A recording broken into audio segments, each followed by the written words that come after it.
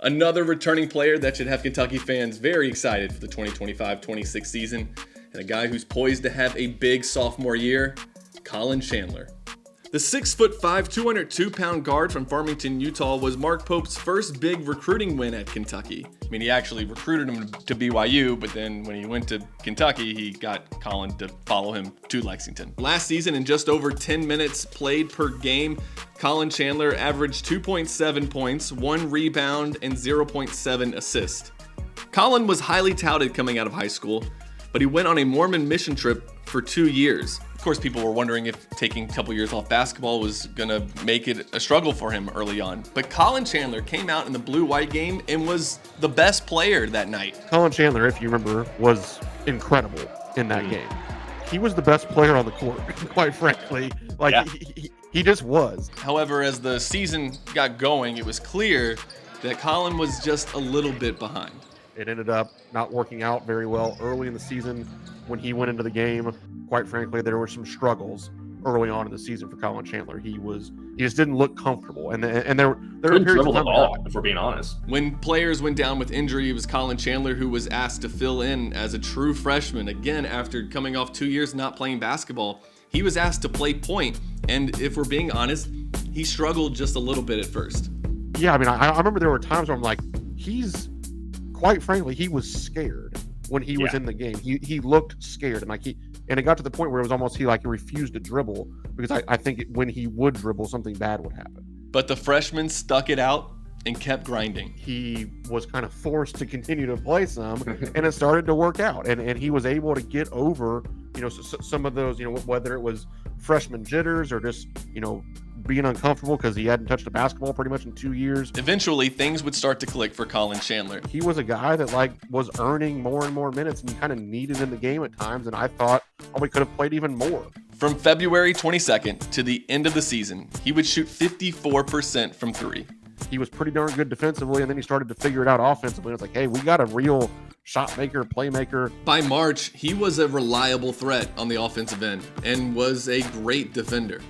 The dude has the positional size, he has athleticism, and I continue to say it, he has as much pure talent as anybody on Kentucky's team. He genuinely does. He's kind of what you're looking for in a modern day, two guard. 6'5", athletic, can shoot, can pass, can defend. Like you said, my favorite part about Collin Chandler is how he uses his eyes. His eyes is that's a real skill to be able to look off defenders and use your eyes to pass guys open. He's so good at that. Just an awesome defender, really fun, long guy, quick.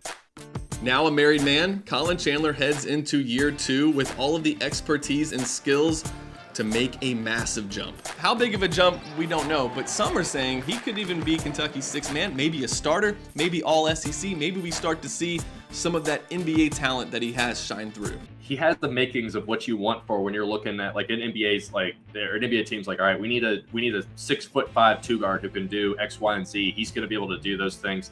How quickly it all actually translates into this giant leap that we're all kind of expecting, and Mark Pope is also expecting. He said that as well at his Tuesday press conference. He basically said that Collin Chandler's going to take a leap. He expects that from him. And judging off Pope's past, his track record of having guys in his system for a second year, there's not really a reason to believe that he's going to be wrong. This is a future NBA player, no doubt about it. I don't know if it's going to be after this year, if it's going to be 2 years from now, 3 years from now.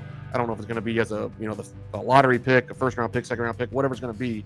This dude's going to play in the NBA for a long time. He has that level of talent, athleticism, all that stuff. So I think that honestly, probably next to Jasper Johnson, I think Collin Chandler's that guy where the spectrum of outcomes this year is pretty great.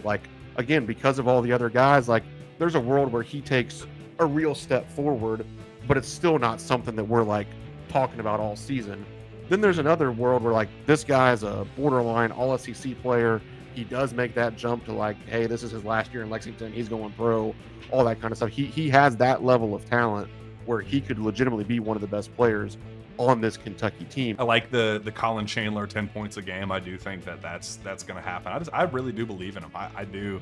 I think he's going to have something to say by the start of the season that makes us go, is he the sixth man? If not starting, is he bringing it in a way where Pope can't help but keep him on the floor. Like I think he's going to be that kind of player. We've mentioned it before, but it's worth reiterating, especially for Colin Chandler, that players take a massive jump in Mark Pope's system from year 1 to year 2. Wherever I've coached, it's so fun. Year 2 is so fun because year 1 is just this onslaught of learning decision making. I mean, as a broad brush, you're just overwhelmed with learning decision making. Learning decision making takes time, right? Learning dot to dot takes a little bit of time. Learning how to make decisions takes a lot of time, and understand why and where and how and the skill set to actually do it. And so and what works and what doesn't, and what works for you as an individual player with your skill set and what doesn't. And so guys coming in second year for me, almost without fail, they take massive leaps. And so we expect all of these returners to be much better than they were last year. I'm not really that interested in the stats that he put up last season. From February to the end of the season, Colin Chandler showed enough for me to believe that this coming season, this 2025-26 season, is going to be a big one for the sophomore from Utah.